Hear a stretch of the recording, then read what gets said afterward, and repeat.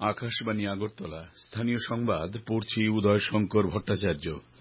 পশ্চিম জেলায় আগরতলা পুর নিগম এলাকায় আগামী 10ই জুলাই থেকে নতুন করে সমস্ত ধরনের ত্রিচক্র যানের রেজিস্ট্রেশনের উপর নিষেধাজ্ঞা আরোপ করেছে পরিবহন দপ্তর। মোটর ভেহিকেল অ্যাক্ট 1988 অনুসারে যাত্রী এবং পণ্যবাহী সব ধরনের অটো, ই রিক্সা, ই অটো, সিএনজি অটো, পণ্যবাহী অটো 10ই জুলাইয়ের পর রেজিস্ট্রেশন করানো যাবে না। মূলত পুর নিগম এলাকায় ট্রাফিক ব্যবস্থা স্বাভাবিক রাখতে এবং যাত্রীদের নিরাপত্তা সুনিশ্চিত করতে এই সিদ্ধান্ত নেওয়া হয়েছে। পরিবহন দপ্তর গোটা বিষয়টি পর্যবেক্ষণের মধ্যে রাখবে বলে এক বিজ্ঞপ্তিতে জানানো হয়েছে। কেন্দ্রীয় স্বরাষ্ট্রমন্ত্রী অমিত শাহ বলেছেন, 3 নতুন ফৌজদারি আইন শাস্তিমূলক নয়, বরং ন্যায় বিচার প্রদানকারী এবং ভুক্তভোগী কেন্দ্রিক। তিনি বলেন, নতুন আইনে শাস্তির চেয়ে ন্যায় বিচারকে অগ্রাধিকার দেওয়া হয়েছে। বিলম্বের পরিবর্তে দ্রুত শুনানি এবং দ্রুত ন্যায় বিচার এবং ক্ষতিগ্রস্তদের অধিকার সুনিশ্চিতভাবে রক্ষা করার ব্যবস্থা রাখা হয়েছে।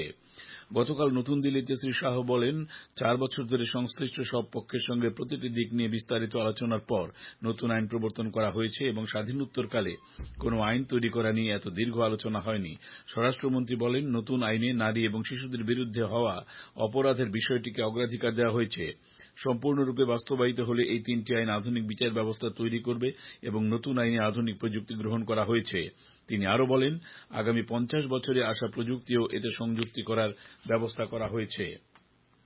সচিবালয়ের কনফারেন্স হলে গতকাল এবছর রাজ্যের বিদ্যাজ্যোতি বিদ্যালয়গুলির ফলাফল নিয়ে এক পর্যালোচনা সভা করেন মুখ্যমন্ত্রী প্রফেসর ডাক্তার মানিক সাহা। সভায় মুখ্যমন্ত্রী বলেন, শুরুতেই কোনো কাজে সাফল্য আসবে এমন নাও হতে পারে। সমস্যা চিহ্নিত করে তা কাটিয়ে উঠতে পারলেই সাফল্য আসবে। এবছর বিদ্যাজ্যোতি বিদ্যালয়গুলির ফলাফল কিছুটা খারাপ হয়েছে। বর্তমান রাজ্য সরকার সুনির্দিষ্ট পদক্ষেপ নিয়ে এই সমস্যা থেকে উত্তরণের পথ খুঁজবে।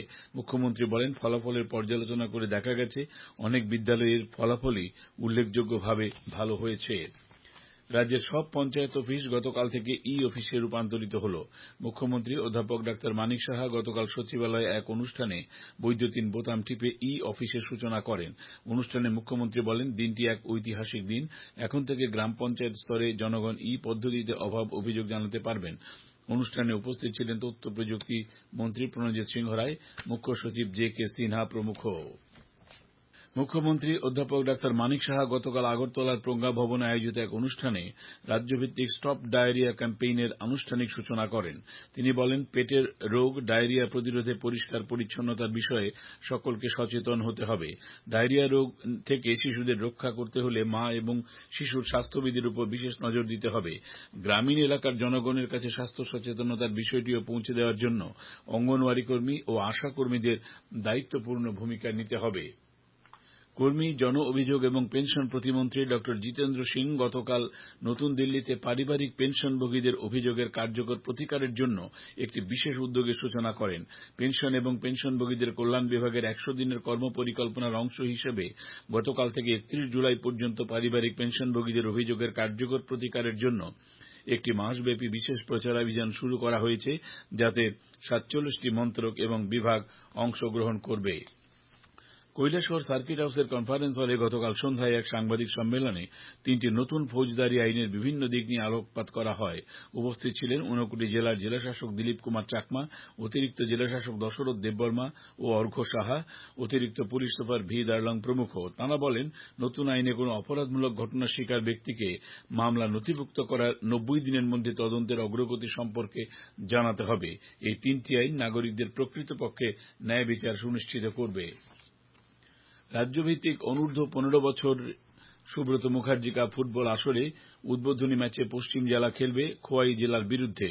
উমাকান্ত মিনি স্টেডিয়ামে 4 জুলাই সকাল 11টায় হবে ম্যাচটি। 3 দিনব্যাপী হবে এই আসর। 5 জুলাই সকালে গ্রুপ লিগের ম্যাচ এবং বিকেলে হবে 2টি সেমিফাইনাল ম্যাচ। 6 জুলাই সকালে হবে ফাইনাল ম্যাচ।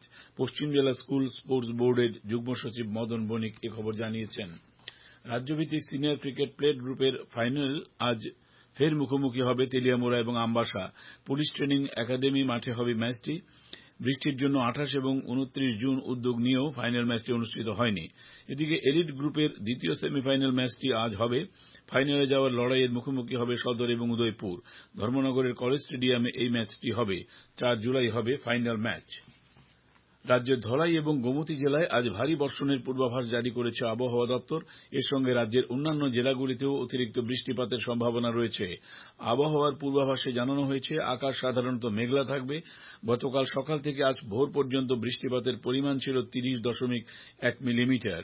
আজ সকালে সর্বনিম্ন তাপমাত্রা ছিল 26.1 ডিগ্রি সেলসিয়াস। দিনের সর্বোচ্চ তাপমাত্রা থাকবে 30 ডিগ্রি সেলসিয়াসের কাছাকাছি। স্থানীয় সংবাদ এখনকার মতো শেষ হলো।